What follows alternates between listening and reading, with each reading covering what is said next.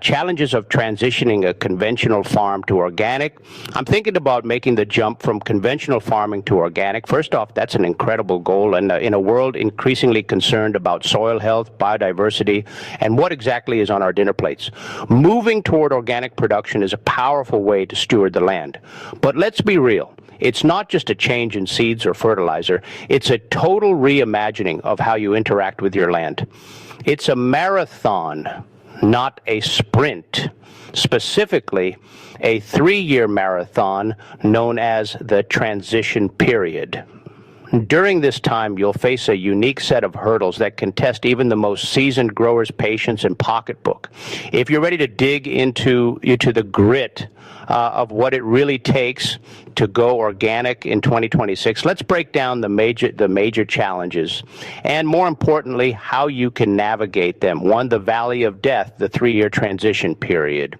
In the world of organic certification, patience is the most important crop you'll grow, according to USDA standards and most international bodies. Why?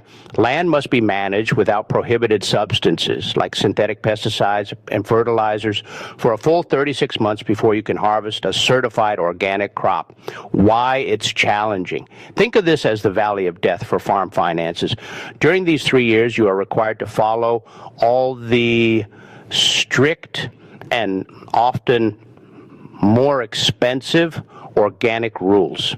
You're buying organic compliant inputs, increasing your labor for weeding, and paying for certification inspections. The catch? You can't sell your products as certified organic yet. You're selling transitional crops at conventional prices while paying organic production costs. It's a classic squeeze on your margins that requires a solid financial cushion or a secondary income stream to survive. The strategy: staggered transition. Don't flip the whole farm at once. Transitioning in blocks allows you to keep some conventional income flowing while you learn the ropes on a smaller section. Transitional markets. Look for buyers who specifically support transitional organic products. Some brands are starting to pay a small premium for these to help farmers bridge the gap. 2. The soil reset, rebuilding biology from scratch. For decades, conventional farming has relied on fast food for plants: synthetic nitrogen, phosphorus, and potassium, NPK.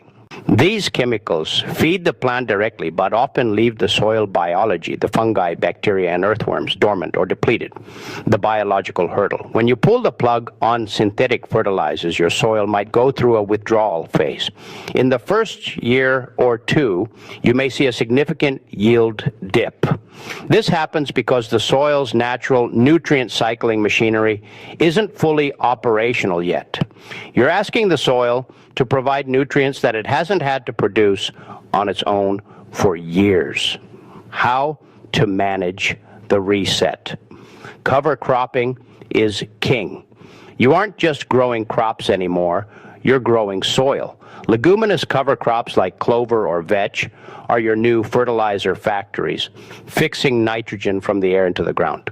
Compost and manure, these are essential for jump-starting microbial life. However, be aware of the 90-120-day rule. The USDA requires specific wait times between applying raw manure and harvesting crops for human consumption.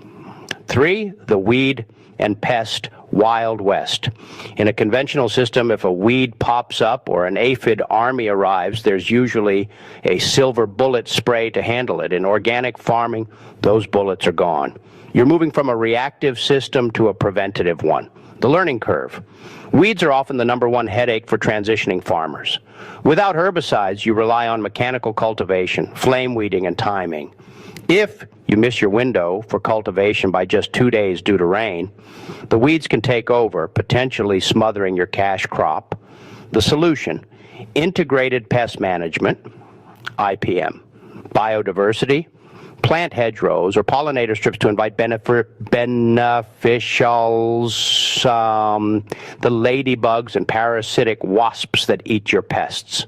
Crop rotation: never plant the same family in the same spot 2 years in a row. Rotating crops breaks the life cycles of pests and soil-borne diseases. 4, The paperwork mountain, documentation and compliance. If you hate spreadsheets, organic farming will be a challenge. Organic certification is built on traceability. You must be able to prove through a paper trail exactly what went into your soil and where every bushel of grain ended up. Common record-keeping pitfalls, input logs. You need a record of every seed, fertilizer, and soil amendment used, including proof that the seeds were non-GMO and untreated. Buffer zones. If your neighbor still farms conventionally, you must maintain a buffer zone, usually 30 feet, between your organic fields and theirs. You have to document how you manage these edges to prevent spray drift. Clean out logs. If you use the same equipment for organic and conventional crops, you must document a thorough clean out process to prevent cross-contamination. Pro tip: invest in farm management software early. Trying to manage an organic system plan, OSP, with a tattered notebook and a shoebox of receipts is a recipe for a stressful inspection. 5, equipment and infrastructure shifts. Organic farming often requires different tools than conventional farming. You might find yourself needing a rotary hoe, a tin-weeded, or specialized grain cleaning equipment. The investment challenge: switching equipment is expensive. Furthermore, if you're transitioning to organic livestock, you'll need to ensure your housing provides natural conditions, meaning more space, outdoor access, and specific bedding requirements. Ways to save: used equipment. Many old-school mechanical tools that were discarded during the chemical revolution are perfect for organic weed control. Custom hire. Instead of buying a $50,000 piece of equipment, see if a neighboring organic farmer can do custom work for you until you're fully certified. 6, sourcing clean inputs.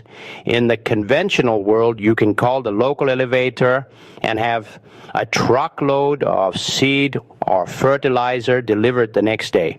In organic farming, the supply chain is much tighter. The availability gap.